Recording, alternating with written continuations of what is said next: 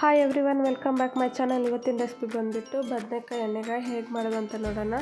ಇದ್ರ ಜೊತೆ combination chapati, paratha, rice ಜೊತೆಗೆ ಚೆನ್ನಾಗಿರುತ್ತೆ. ನೀವು ಕೂಡ ಟ್ರೈ ಮಾಡಿ ಹೇಳಿ ಹೇಗಿದೆ ಅಂತ.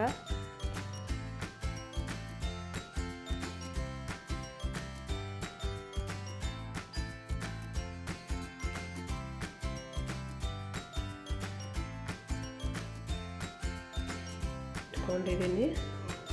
ಇಲ್ಲಿ ಕಡಾಯಿ ಬಿಸಿಯಾಗಿದೆ, ಅದರಲ್ಲಿ ಆಯಿಲ್ ಹಾಕ್ಕೊಳ್ಳೋಣ.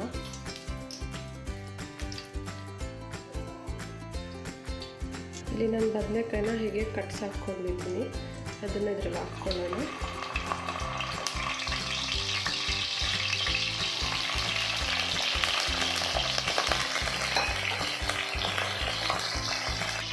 ಒಂದು ಚೆನ್ನಾಗಿ ಫ್ರೈ ಮಾಡ್ಕೋಬೇಕು.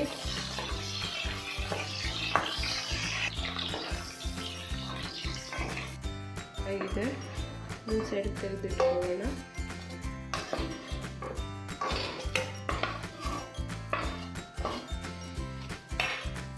ಬಿಸಿಯಾಗಕ್ಕೆ ಇಟ್ಕೊಂಡಿದ್ದೀನಿ, ಅದರಲ್ಲಿ ಸ್ವಲ್ಪ ಆಯಿಲ್ ಹಾಕ್ಕೊಳ್ಳೋಣ.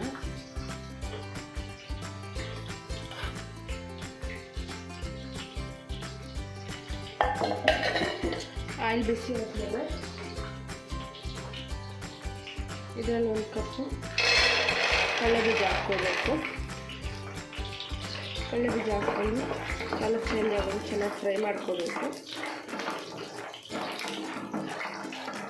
ಇದರಲ್ಲಿ ಗ್ರೀನ್ ಚಿಲ್ಲಿ 6 ಹುರ್ಕೊಂಡು ಹಾಕ್ಕೊಳ್ತಾ ಇದ್ದೀನಿ. ಇದರಲ್ಲಿ ಗಾರ್ಲಿಕ್ಕು ಒಂದು 7ರಿಂದ 8, ಜಿಂಜರ್ ಸ್ವಲ್ಪ ಚಿಕನ್ ಫ್ರೈ ಮಾಡ್ಕೋಬೇಕು ಲೋ ಫ್ಲೇಮಲ್ಲಿ.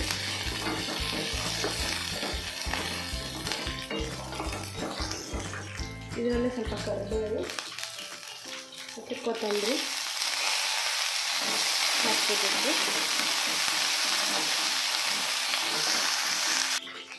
ಇದರಲ್ಲಿ ಸ್ವಲ್ಪ ಜೀರಿಗೆ,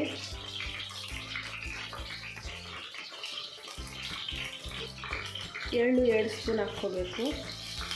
ಎಳ್ಳು ಹಾಕ್ಕೊಳ್ಳೋದ್ರಿಂದ ಟೇಸ್ಟ್ ಚೆನ್ನಾಗಿರುತ್ತೆ.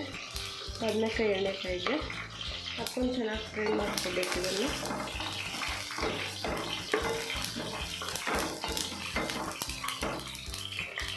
ಈಗ ಸ್ಟವ್ ಆಫ್ ಮಾಡ್ಕೊಂಬಿಡೋಣ. ಇಲ್ಲಿ ಜಾರ್ಗೆ ಹಾಕ್ಕೊಂಡಿದ್ದೀನಿ. ಇದರಲ್ಲಿ ಸ್ವಲ್ಪ ಹುಣಸೆಕಾಯಿ, ಸ್ವಲ್ಪ ಅರಿಶಿನ, ಸ್ವಲ್ಪ ನೀರು ಹಾಕ್ಕೊಂಡು ಸ್ವಲ್ಪ ಗರಿಗರಿಯಾಗಿ ಫ್ರೈ ಮಾಡ್ಕೋಬೇಕು. ಹೀಗೆ ಗರಿಗರಿಯಾಗಿ ಬಿಟ್ಕೋಬೇಕು. ಇದನ್ನು ಸೈಡ್ಗೆ ಇಟ್ಕೊಳ್ಳೋಣ. ಹೋಗಿದೆ ಕಡಾಯಿಗೆ ಇನ್ನೂ ಸ್ವಲ್ಪ ಆಯಿಲ್ ಹಾಕ್ಕೊಳ್ಳೋಣ.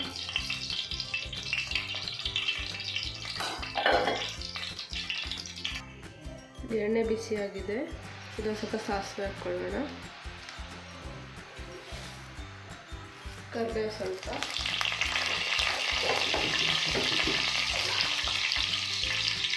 ಇಲ್ಲಿ 2 ಈರುಳ್ಳಿ ತಗೊಂಡು ಸಣ್ಣಗೆ ಕಟ್ ಮಾಡಿಕೊಂಡು ಹಾಕ್ಕೊತಾ ಇದ್ದೀನಿ.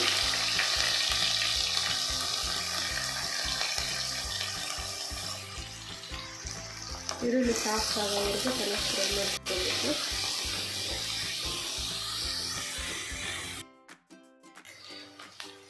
ಇದರಲ್ಲಿ ನಾವು ಫ್ರೈ ಮಾಡ್ಕೊಂಡು ಇಟ್ಕೊಂಡಿರೋ ಬದನೆಕಾಯಿನ ಹಾಕ್ಕೊಳ್ಳೋಣ.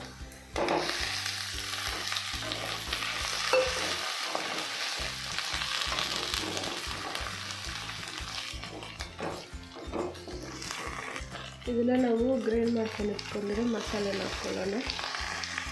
ನೀರು ಸ್ವಲ್ಪ ಹಾಕ್ಕೋಬೇಕು. ರುಚಿಗೆ ತಕ್ಕಷ್ಟು ಉಪ್ಪು ಹಾಕ್ಕೊಂಡು ಚೆನ್ನಾಗಿ ಮಿಕ್ಸ್ ಮಾಡ್ಕೋಬೇಕು. ಇದನ್ನು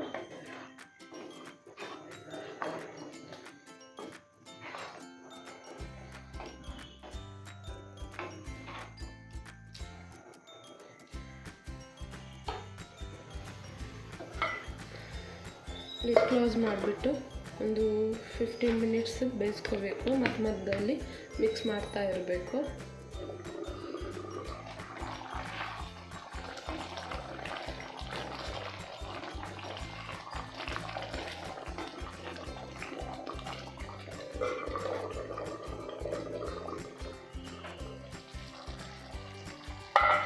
ಇಲ್ಲಿ ಚೆನ್ನಾಗಿ ಬೇಯ್ದಿದೆ ಬದನೆಕಾಯಿ.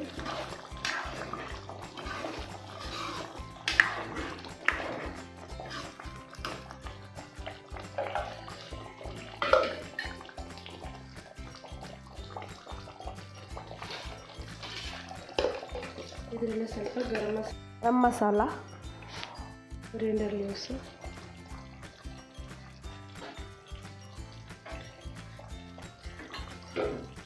ಮಿಕ್ಸ್ ಮಾಡಿಕೊಂಡು ಒಂದು 5 ನಿಮಿಷ ಬೇಯಿಸ್ಕೊಳ್ಳೋಣ.